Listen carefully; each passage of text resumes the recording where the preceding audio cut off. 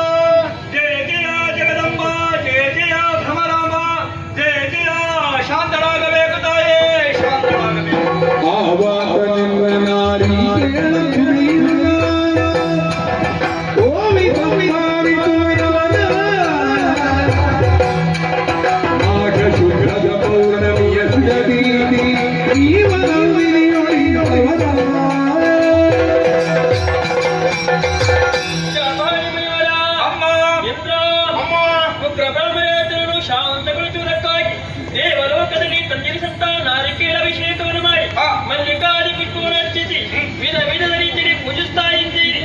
ನಿಮ್ಮ ಪೂಜೆಯಿಂದಾಗಿ ಶಾಂತರಾಗಿದ್ದೇನೆ.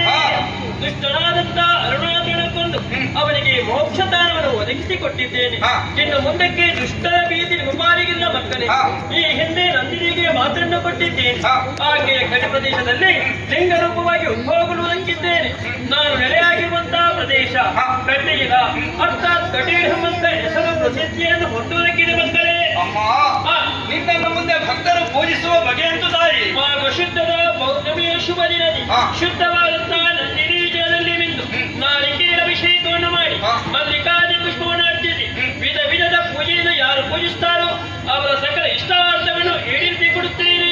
ಸ್ವಾಮಿಯಾದಂತಹ ಯಶೋಮತಿಯ ಪತಿಮತೆಯ ಸಂಕೇತವಾಗಿ ಕರಿಬಲೆ ಪಟ್ಟೆ ಸೇರಿ ಅರಸಿನ ಕುಂಕುಮ ಮಲ್ಲಿಕಾದಿ ಪುಷ್ಪವನ್ನು ಅರ್ಚಿಸಿ ಯಾರು ನನ್ನ ಪೂಜಿಸ್ತಾರೋ ಅಂತಹ ಮುತ್ತಿನ ದಿನವನ್ನು ಶಾಶ್ವತವಾಗಿ ಬೆಳೆಯುತ್ತೇನೆ.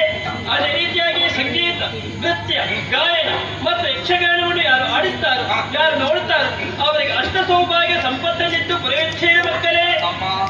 ನನಗೇನಪ್ಪನ ತಾಯಿ ಮಗನೇ ಶಾಬಾಲಿ ದುಷ್ಟ ದಾನವರಿಗಾಗಿ ಹೆದರಿ ದಟ್ಟವಾದಂತಹ ಗುಹೆಯನ್ನಡಗಿ ನನ್ನ ಕುರಿತಾಗಿ ತಪಸ್ಸನ್ನು ಮಾಡಿಕೊಂಡಿದ್ದು ನೀನು ಅಡಗಿಬಿಡುವಂತಹ ಗುಹೆಗೆ ಇನ್ನು ಮುಂದಕ್ಕೆ ಆಮಳಕ ತೀರ್ಥ ಅರ್ಥಾತ್ ನೆಲ್ಲಿ ತೀರ್ಥ ಎಂಬ ಹೆಸರು ಪ್ರಸಿದ್ಧಿಯನ್ನು ಹೊಂದಲಿ.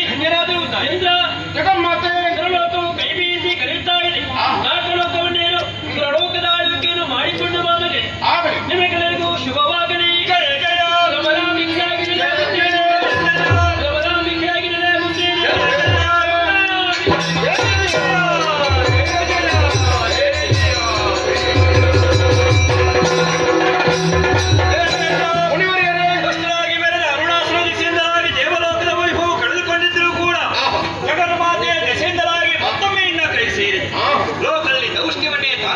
ಮೂಲಕವಾಗಿ ಪರಮ ದುಷ್ಟನಾಗಿ ಪಾಪಿಯಾಗಿ ಬೆಳೆದ ಅರುಣಾಸುರನಾಗಿದ್ದರೂ ಕೂಡ ಪರೋಕ್ಷವಾಗಿ ಜಗನ್ಮಾತೆಯನ್ನು ಕಾಣುವಂತಹ ಸುಯೋಗವನ್ನು ನಮ್ಮ ಪಾಲಿಗೆ ಕಲ್ಪಿಸಿದ.